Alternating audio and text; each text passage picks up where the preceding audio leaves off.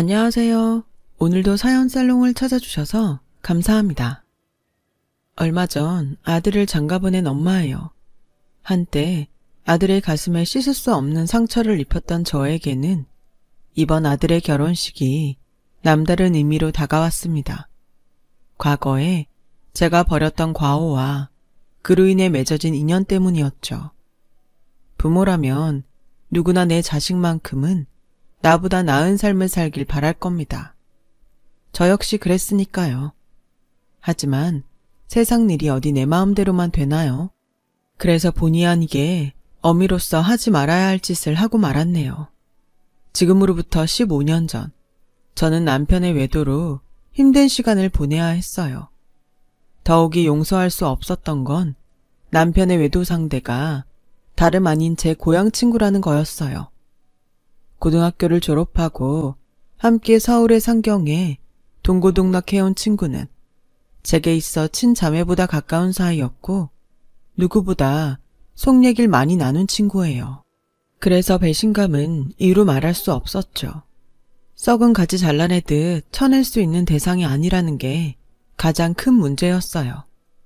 함께 해온 시간이 길었던 만큼 제 기억 속엔 친구와의 추억이 가득했거든요.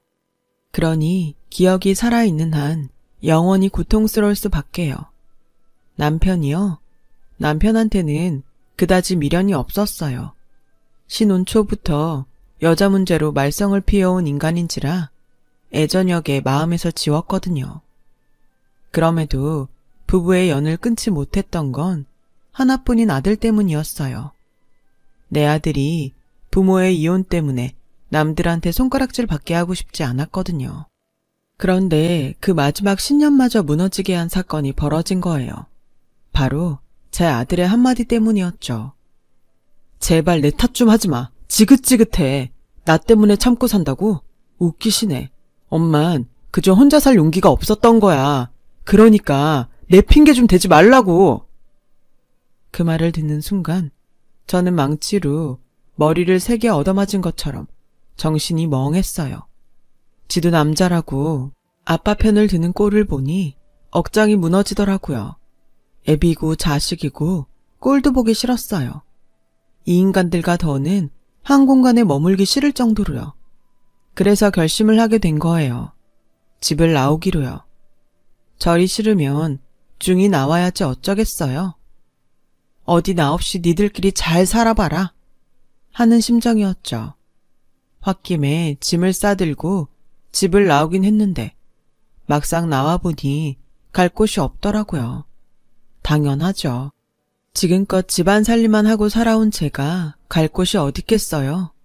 제일 친한 동물하고 하나 있는 건 철천지 원수가 돼버린 마당에 말이에요. 그렇다고 친정으로도 갈 수 없었어요. 이날 이때까지 효도도 한번 못하고 그렇게 산 주제에 40줄에 들어 남편과 자식 버리고 집 나왔다는 말을 어떻게 해요? 알르니 죽지. 막막한 심정에 정처 없이 길을 걸으며 한참을 울었어요. 살면서 남의 가슴에 못 박은 적도 없고 남보다 더 갖겠다고 악다구니를 써본 적도 없는데 왜 나한테 이런 시련이 닥친 건지 억장이 무너지더군요. 그렇게 몇 시간을 걸었나 몰라요. 날은 저물고 갈 곳 없는 발걸음은 제 가방보다 더 무거웠어요. 그래, 몸내일 곳이나 찾자 했는데 맙소사, 여관비가 3만 원이나 하지 뭐예요? 그땐 제가 세상 물정도 모르던 때라 여관비 3만 원이 크게 느껴졌어요. 그래서 입술만 달싹이고 있었는데 여관 주인은 방 달라는 말도 않고 서 있는 제가 한심해 보였는지 한숨을 쉬며 손가락으로 길 건너 찜질방을 가리키더군요. 정 안 내키면 여기서 이러지 말고 길 건너 찜질방에나 가봐요. 거긴 7,000원이면 될 거요. 참, 3만 원도 손 떨려 못 쓰는 인사가 무슨 주변머니로 집은 나왔나 몰라? 비꼬는 듯한 여관 주인의 말투에 그동안 억누르고 살았던 분노가 순식간에 터져나왔어요. 아줌마가 뭘 안다고 그래요? 내가 집을 나오든 말든 아줌마가 무슨 상관이냐고요. 3만 원이요? 그깟 돈이라면 나도 있어요. 그러니까 함부로 말하지 마세요. 이젠 상전처럼 받들고 살 남편도 없고 내 등골 빼먹고 살 아들도 없으니까 그깟 돈 좀 쓴다고 무슨 대수겠어요? 나도 이젠 나한테 돈 써가며 살 거라고요. 그러니까 무시하지 말아요. 서슬퍼런 제 말에 여관 주인은 더 이상 아무 말도 하지 않았어요. 그리고는 안 됐다는 듯 쳐다보더라고요. 그 눈빛에 더 화가 났어요. 나를 동정하는 듯한 눈빛에 자존심이 상했거든요. 서글펐어요. 내가 뭘 잘못했다고 처음 본 사람한테 이런 동정을 받아야 하나 싶었거든요. 친구 부인이랑 바람난 남편놈이나 친구 남편이랑 노란한 친구년이나 그런데도 지 아빠 편을 드는 아들이나 다 꼴보기 싫었어요. 그런데 그보다 더 싫은 건 바로 저였죠. 이런 와중에도 돈 3만 원에 벌벌 떠는 제 자신 말이에요. 그래서 분풀이하듯 소리쳤어요. 여기 3만 원 있어요. 방 주세요. 씩씩거리며 지갑에서 10,000원짜리 3장을 꺼내 내밀었더니 아주머니가 애처로운 눈으로 저를 보더라고요. 그리고는 방 열쇠를 내주었어요. 그렇게 저는 싸구려 여관방에서 무려 열흘이나 보내게 되었어요. 그러던 어느 날이었죠. 여관 주인이 제 방으로 찾아왔더라고요. 무슨 사정이 있는지는 내 모르겠지만 어지간하면 집에 들어가요. 남편이랑 자식도 있을 텐데 언제까지 여관방에서 이러고 있을 거야. 나야 돈 벌고 좋지만 그래도 이건 아니지. 그러니 그만 집에 들어가요. 네? 이것도 인연이라고 그간 정이 든 여관 주인은 제 걱정을 해주었어요. 그 마음 때문인지 아니면 그동안 받아본 적 없는 위로 때문인지 저는 제 상황을 털어놓게 되었죠. 그러자 주인 여자는 자기 일처럼 광분하더니 며칠 뒤 제게 일자리를 알선해 주었어요. 그깟 논팽이 있고 자기 힘으로 벌어서 신나게 쓰고 살라고요. 여자는 자기 몸 건사할 돈만 있으면 혼자 사는 게 이득이야. 미쳤어? 바람난 남편에 싹퉁머리 없는 아들 뒤치다꺼리하며 살게. 일단은 먹고 잘 곳이 필요하니까 입주 가능한 곳으로 들어가는 게 좋을 거야. 그동안 살림만 하고 살았으니 남의 집 살림도 할 수 있을 거 아냐. 여관 주인 소개로 간 곳은 중소기업을 운영하는 사장님 집이었어요. 그곳에서 저는 입주 가정부로 일하게 되었는데 주인집 내외가 인품도 좋고 일도 힘들지 않아서 지낼만 하더라고요. 그 집에서 한 3년 정도 일했을까요? 어느 날 집으로 남편이 찾아왔더군요. 여보, 내가 죽을 죄를 지었어. 그러니 이제 그만 화 풀고 집에 갑시다. 내가 용서해달라는 말은 안 할게. 하지만 우리 영민이 생각은 해야지. 그게 요즘 통 마음을 못 잡고 살아. 흥신소를 통해 제가 있는 곳을 알게 된 남편은 울먹이며 제게 사과를 하더군요. 하지만 이미 마음에서 멀어진 남편의 사과는 그리 제 마음에 닿지 않았어요. 하지만 내 배로 낳은 자식놈은 못내 사무치도록 그립더군요. 그래서 아들놈 근황을 물었더니 글쎄, 당신 나가고 마음을 못 잡더니 얼마 전엔 누구랑 싸웠나 얼굴이 엉망이 돼서 왔지 뭐야. 게다가 눈을 심하게 다쳐서 하마터면 실명할 뻔했다고. 그 말에 정신이 번쩍 들었어요. 그래서 그 길로 남편과 함께 집으로 달려가 3년 만에 아들을 만났어요. 그 사이 키는 삐쭉 커서는 제대로 먹지도 못했는지 피부는 거칠하고 삐쩍 골았더라고요. 그 모습을 보니 얼마나 가슴이 미어지던지 그간 야속했던 마음은 눈 녹듯 사그라져 버렸고 이게 모두 내 탓인 것만 같아 눈물이 멈추지 않았어요. 그래서 그 길로 주인집 사모님한테 그만두겠다고 했어요. 아들 때문에라도 내가 집에 들어가야 할 것 같다고요. 처음엔 월급을 인상해달라고 이러는 줄 알았던 사모님은 얼마를 올려주면 되겠냐고 묻더군요. 사모님, 설마 제가 자식 새끼 팔아서 돈을 올려받겠다고 이러겠어요? 같은 자식 키우는 입장끼리 어쩜 그런 생각을 하세요. 3년 넘게 저를 봐오셨으면서 저를 그렇게 모르세요? 정말 서운해요, 사모님. 제가 울먹이며 한 소리 했더니 사모님은 너무 미안해하시며 사과하셨어요. 그리고는 의외의 제안을 하더라고요. 네? 파출로 나와달라고요? 어차피 돈은 벌어야 하잖아요. 그럴 거면 딴 데 가서 벌 생각 말고 우리 집에 파출로 오면 되잖아요. 우리 유경이도 아주머니한테 정이 너무 많이 들었고 바깥 양반도 아주머니 음식이 입에 맞다고 좋아하거든요. 어때요? 생각 있어요? 따지고 보면 나쁜 조건은 아니었어요. 이렇다 할 기술도 없는 제가 어디서 그런 큰 돈을 벌 수 있겠어요. 그래서 하겠다고 했어요. 그렇게 저는 집에 돌아와 살면서 입주 가정부로 살던 집에 파출로 나가게 되었어요. 3년 만에 집에 들어간 저는 나 때문에 아들 녀석이 다친 것만 같아 아들을 볼 때마다 죄책감에 시달렸어요. 혹여 우리 애가 삐뚤어지기라도 한다면 그건 모두 내 탓이라고 생각했죠. 다행히 그 후로 아들은 예전의 모습으로 돌아가 착실히 학교 생활을 해 나갔어요. 그게 어찌나 고맙던지 몰라요. 그 후 아들은 그동안 떨어졌던 성적을 만회하느라 누구보다 열심히 공부를 했어요. 그리고 그 노력은 결코 헛되지 않았죠. 서울에 있는 4년대 대학에 장학금을 받고 들어갔거든요. 없는 살림에도 열심히 해준 아들이 자랑스러운 나머지 눈물이 다 나더군요. 아들 때문에 집으로 돌아오긴 했지만 남편과는 여전히 냉랭한 사이였어요. 물론 남편은 저와 잘 지내보려고 무진장 노력을 하긴 했지만 제가 완강히 거부하자 곧 제 풀에 꺾이더군요. 그러거나 말거나였죠. 이런 내막을 모르는 시집 식구들은 제가 남편 알기를 우습게 한다며 불만이 이만저만이 아니었어요. 특히 시어머니가요. 넌 뭐가 그렇게 잘나서 네 남편을 그렇게 쥐잡듯 잡고 사니? 니네 친정부모가 그러라고 가르치디? 아무리 보고 배운 게 없어도 그렇지 어디 시부모 앞에서까지 남편한테 그따위로 굴어. 네가 소박을 당해봐야 정신을 차리겠니? 소박이요? 그러고 싶으시면 그러세요. 근데요, 어머님, 지금 저한테 가정교육 운운하실 때가 아닌 것 같은데요? 예전에 아버님이 동네 다방 레지랑 유원지 놀러갔을 때 어머님이 아버님께 어떻게 하셨어요? 똥바가지 퍼부었던 거 기억 안 나세요? 전요, 그보다 더한 상황을 당했지만 그래도 그런 짓은 안 했어요. 제가 가정교육을 잘 받아서 어머님 아들이 무사한 줄이나 아시라고요.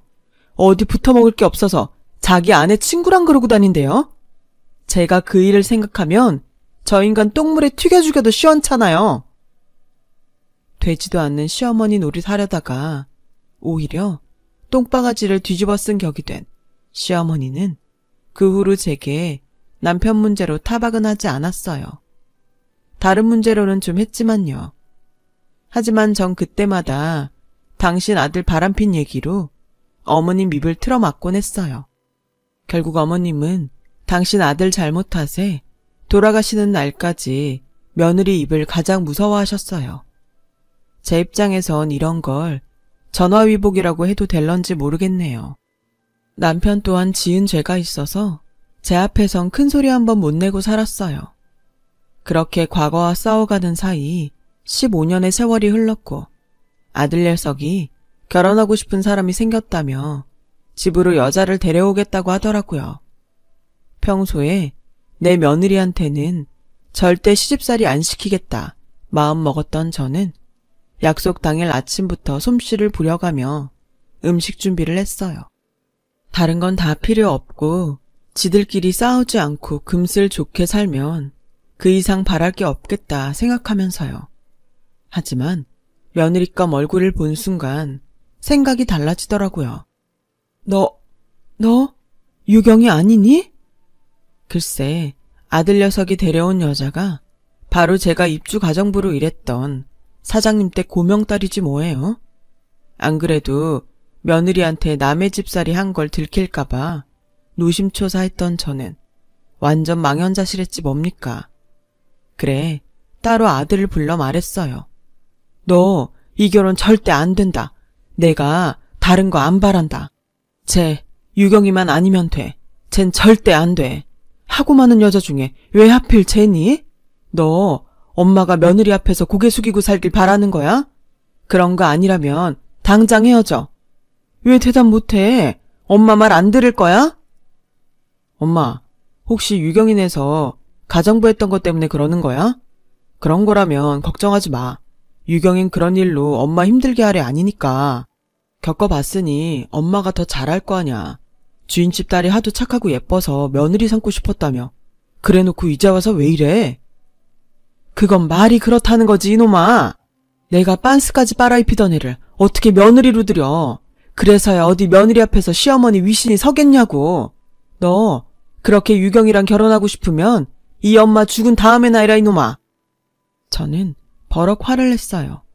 그 바람에 밖에서 이 소리를 들은 유경이가 베란다로 달려나왔더라고요.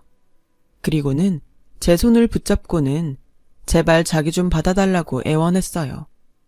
그 모습이 어찌나 애처롭던지 마음이 짠하더라고요. 이 착하고 여린 것이 닭똥 같은 눈물을 뚝뚝 흘리며 사정하는데 어찌나 마음이 짠하고 안타깝던지 힘들더라고요. 하지만 제 입장에선 그런다고 순순히 받아줄 일이 아니었어요. 설사 제가 받아준다 쳐요. 사장님 댁에서 이혼사를 허락하겠어요? 어린 반푼도 없는 얘기죠. 내 아들 가슴에 대못이 박힐 게 불보듯 뻔한데 어떻게 허락을 해요. 유경이한테 미안하지만 일찌감치 제 손에서 끝내는 게 낫죠. 그래서 울고불고 하는 유경이를 끝내 집 밖으로 내몰았어요. 그날 밤 유경이를 집에 데려다주고 온 아들은 제게 많이 서운한지 퉁명스러운 표정으로 그러더군요. 꼭 그렇게까지 해야 했어요? 유경인 엄마가 자기 집에서 일했다고 함부로 할 사람 아니에요. 알고 있어. 내가 나 창피하다고 이러는 줄 아니? 너 때문이야 이거사. 네가 내 아들인 거 알면 그 집에서 이 결혼 하자고 하겠니? 내 자식 가슴에 대못 박힐 게 뻔한데 내가 어떻게 가만히 있어. 차라리 내가 반대해서 못하는 걸로 하는 게 낫지. 그러니까 고집 그만 피워. 네가 뭐래도 이 결혼 절대 안 되는 거니까. 더 이상은 너 상처밖에 안 해. 지금도 너 놓고 혼자 집 나갔던 게 얼마나 가슴에 사무치는지 알아? 네 눈가에 난 그 상처를 볼 때마다 내가 가슴을 친다. 나 때문에 네가 그렇게 된 것 같아서. 다시는 너한테 그런 상처 주기 싫다. 하물며 남이 그러는 건 더 못 봐. 그제야 아들은 시무룩한 표정으로 말없이 자리를 떴어요. 그렇게 스스로 마음을 정리하나 보다 했는데 그게 아니었던 모양이에요. 안싸돈이 전화를 했더라고요. 만나서 얘기 좀 하자고요. 저는 애들 문제라면 그럴 거 없다고 말씀드렸어요. 이쪽에서도 반대하고 있으니 지들이 제 풀에 꺾여 조만간 그만두지 않겠냐고요. 그랬더니 재혁이 어머니, 저는 그 얘기를 하려고 만나 뵙자고 하는 게 아니에요. 자세한 얘기는 직접 만나서 드릴게요. 그렇게 해서 양가 내외는 서울 모처에서 만나게 되었어요. 남편이 어차피 결혼을 시킬 것도 아니라면 굳이 만날 이유가 있겠냐고 반대를 했지만 그래도 말은 들어봐야 할 것 같아서 남편을 데리고 약속 장소로 나갔어요. 그 집 일을 그만둔 지 7년이 넘었지만 소탈한 모습이 예전 그대로였어요. 안싸도는 저를 보자마자 달려와 두 손을 꼭 잡고는 그간 어떻게 지냈냐며 안부부터 물어왔어요. 그 덕분에 어색할 줄 알았던 분위기는 다행히 부드럽게 흘렀어요. 몇 마디 나누다 보니 오랜만에 만난 친구처럼 그렇게 편할 수가 없었어요. 전에 유경인에서 일을 할 때에도 안싸도는 부리는 사람 대하듯 하지 않고 마치 동네 언니처럼 친근하게 대해주었거든요. 그렇게 가벼운 일상 인사를 주고받으며 분위기는 부드럽게 흘렀어요. 그러다 본격적으로 오늘 이 자리를 마련한 이유가 나오기 시작하면서 분위기가 무거워졌어요. 시작은 바깥사돈이 열었어요. 오늘 이 자리를 마련한 건 다름이 아니라 정훈이 어머님께 감사 인사와 함께 사과를 드리기 위해서입니다. 아시는지 모르겠는데 15년 전 우리 유경이가 한동안 방문을 걸어 잠그고 방에서 안 나온 적이 있지 않았습니까? 이유를 물어도 대답도 않고요. 유경이를 통해서 며칠 전에야 그 이유를 듣고 얼마나 놀랐는지 모릅니다. 15년 전 제가 유경인에서 입주가정부로 일한 지 반년쯤 된 때였어요. 유경이가 독서실을 간다고 나간 지 얼마 안 돼서 다시 집으로 돌아온 적이 있어요. 뭘 빠뜨리고 갔나 했는데 무슨 일이 있었는지 겉옷이 찢긴 채 속에 피가 묻어 있더라고요. 게다가 잔뜩 겁을 집어먹은 얼굴로 금방이라도 울음을 터뜨릴 것 같았죠. 무슨 일이 있었냐고 물어도 대답도 않고 그대로 방으로 들어가 문을 잠궜어요. 그리고 며칠 동안이나 방 안에 틀어박혀 밥도 안 먹고 바깥 출입도 하지 않았어요. 사장님 내외가 아무리 방문을 두드리고 그렇게 불러도 요지부동이었어요. 학교도 가지 않은 채 말이죠. 그런 유경이를 방에서 꺼낸 건 편지 한 통이었어요. 당시 유경이가 펜팔을 하던 친구가 보낸 편지였죠. 보내는 이름도 적히지 않은 편지 봉투에 장유경이라고만 적어보낸 편지였어요. 사장님 내외 몰래 유경이 방 앞에 가서 편지가 왔다고 했더니 잠시 뒤 방문을 빼꼼 열고는 편지만 가지고 가더군요. 그리곤 그날 밤 주방으로 내려와 제게 먹을 걸 달라고 했어요. 며칠을 굶은 터라 쌀밥보다는 죽이 좋을 것 같아서 야채를 다져 야채죽을 만들어 주었죠. 죽 한 그릇 다 먹은 유경이는 내일은 학교에 갈 테니 아침에 도시락을 싸달라고 하더라고요. 비록 제 딸은 아니지만 자식을 키우는 입장에서 그 말이 그렇게 반가울 수가 없더라고요. 그래서 다음날 도시락은 평소 유경이가 좋아하던 반찬으로 싸주었던 기억이 나요. 바깥사도는 이야기를 이어갔어요. 독서실에 가다가 불량배들을 만나 몹쓸 짓을 당할 뻔했다지 뭡니까? 그런데 마침 근처를 지나던 중학생이 유경이를 구해주었다더군요. 그게 바로 사부인 아들인 정훈입니다. 그 말을 듣는 순간 머리카락이 쭈뼛 서버렸지 뭐예요. 머릿속에 떠오르는 일이 있었거든요. 제 아들이 실명위기에 처할 정도로 다쳐서 돌아왔던 그 일이었죠. 그게 유경이를 구하려다 그랬다니 손이 부들부들 떨렸어요. 왜 안 그렇겠어요? 아무리 좋은 일을 하다 그런 거라지만 하마터면 내 자식이 눈이 멀 뻔했는데요. 생각이 거기까지 미치고 보니 이 결혼은 절대로 안 되겠다는 생각이 들었어요. 그때였죠. 안사돈이 제 손을 덥석 잡더니 다짜고짜 사돈이라고 부르지 뭐예요.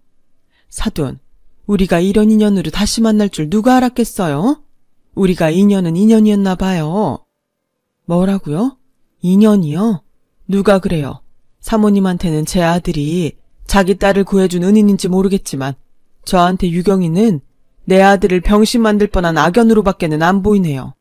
사모님한테 유경이가 귀한 것처럼 저한텐 제 새끼가 중하니까요. 그리고요, 저는 이 결혼 결사 반대입니다.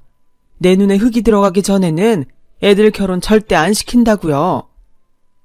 너무 화가 나서 온몸에 열이 확 오르는 기분이었어요. 그런데 그때 바깥사돈이 제 앞에 무릎을 꿇지 뭐예요. 그러자 안사돈도 얼른 무릎을 꿇었어요. 정훈이 어머님, 용서해 주십시오. 부모 마음은 다 같은 건데 저희가 생각이 짧았습니다. 내 자식이 귀하면 남의 자식도 귀한 법인데 정훈이 어머님 마음을 헤아리지 못했어요. 늦었지만 진심으로 사과드립니다. 막상 이렇게까지 과한 사과를 받고 보니 내가 더 못된 시어머니처럼 보이는 것 같아서 기분이 좋지만은 않았어요. 그래서 불편한 마음에 사부인을 억지로 일으켜 세웠어요. 제발 이러지 마세요. 이러시면 제가 뭐가 됩니까? 울고 싶은 사람 뺨치는 것도 아니고 이러셔도 전 이 결혼 허락 못해요. 그러니까 그렇게 아세요. 유경아, 아줌마가 미안하다. 하지만 난 널 며느리로 들이기 싫어. 네가 싫어서가 아니라 우리가 만난 상황이 불편해서 그런 거니까 너무 상처받지는 말아다오. 미안하다. 저는 그 길로 자리에서 일어나 집으로 와버렸어요. 그런데 그날 밤 제 아들이 술에 잔뜩 취해 돌아왔더라고요. 아들은 저를 보자 제 어깨를 흔들며 자긴 유경이 아니면 안 된다고 울고불고 난리를 치더라고요. 이게 하다 술고장으로 지 엄마한테 반항하나 싶었죠. 그래서 아들 손을 뿌리치고 안방으로 들어와 버렸어요. 그렇게 며칠이 지났을까요? 옷 정리를 하다가 아들 옷도 치워줄까 싶어 아들 방에 들어갔는데 벽장 안쪽에 종이 상자가 하나 숨겨져 있더라고요. 뭔가 싶어 꺼내봤더니 편지들이었어요. 꽤 오래전에 받았던 편지들인지 겉봉투에 찍힌 우체국 직인이 다 날아가 희미하더라고요. 그런데 그때 제 눈에 확 들어온 이름이 있었어요. 보내는 사람 난에 적힌 이름이었죠. 장유경이라고 적혀 있었거든요. 그러면 안 되는 걸 알면서도 떨리는 손으로 수십 통이나 되는 편지를 다 읽어보았어요. 그리고는 바닥에 주저앉아 대성통곡을 하며 울었죠. 편지는 15년 전 유경이가 제 아들한테 보낸 편지였어요. 당시 아들을 버리고 집을 나왔다는 죄책감에 그 또래 애들을 보면 아들 생각에 하루 종일 기분이 우울하곤 했는데 그때마다 유경이한테 제 아들 얘기를 했었거든요. 그 얘기를 귀에 담아들었던 유경이는 저를 통해 들었던 제 아들 학교와 반을 기억해 편지를 보냈던 모양이에요. 편지 내용은 하나같이 아들을 그리워하는 제 마음이 옮겨져 있었어요. 제가 유경이 도시락을 싸며 우리 아들이 제일 좋아하는 반찬이라고 했던 것, 같이 장을 보러 마트에 갔다가 남학생 옷을 보고는 아들 생각에 한참을 그 앞에 머물러 있었던 일과 문득 떠오르는 아들 생각에 눈시울 붉히던 제 모습들이 마치 영화 속 한 장면들처럼 가득 담겨 있었어요. 그리고 가장 마지막 편지에는 유경이가 제 집으로 제 아들을 초대하는 글이 담겨 있더군요. 엄마한테 마음속으로만 미안해하지 말고 행동으로 보이라면서 집 주소를 적어 보냈더라고요. 그러니까 그날 아들이 그 동네를 찾은 건 유경이 때문이 아니라 나한테 사과하기 위해서였다는 거예요. 결국 내 아들을 위험에 빠뜨린 건 바로 저였어요. 유경이는 제 아들을 위험에 빠뜨리지 않았고 오히려 나와 아들을 화해시켜준 장본인이었던 거죠. 유경이가 아니었다면 제 아들은 제 마음을 알지 못했을 거고 그랬다면 지금까지도 자길 버린 엄마를 미워하며 살았겠죠. 아들이 공부를 열심히 하게 된 것도 유경이랑 같은 대학에 들어가기 위해서 그랬던 거였어요. 이 사실을 안 이상 그냥 넘어갈 수는 없었어요. 그래서 유경이를 불렀죠. 그리곤 오래전 일에 대한 감사와 함께 최근에 제가 가슴 아프게 했던 것들에 대해 사과를 했어요. 이렇게 예쁜 마음을 가진 아이를 몰라본 멍청한 아줌마를 용서해달라고 말이죠. 유경이는 그런 말씀 마시라며 오히려 제 눈물을 닦아주더라고요. 그렇게 우리는 15년에 걸쳐 맺어진 인연으로 고부 사이가 되었어요. 그리고 지금은 세상에서 가장 사이가 좋은 고부를 살고 있답니다. 친구와 남편 때문에 세상의 배신감도 느끼고 그렇게 어느 정도 살아내다 보니 알 만큼은 안다고 생각했는데 사람 인연이라는 것이 이렇게 사람을 치유하고 반성하게 만들 줄은 몰랐습니다. 우리 아들과 며느리한테 항상 고맙고 미안한 마음으로 살아가고 있어요. 여러분의 가정에도 건강과 복이 가득하길 바라며 좋은 인연들과 행복한 가정 이루시길 바랍니다. 제 사연을 마치겠습니다. 여러분, 사연 댓글에 응원과 현명한 조언 부탁드려요. 좋아요와 구독은 저에게 큰 힘이 됩니다. 오늘도 좋은 일 가득하세요.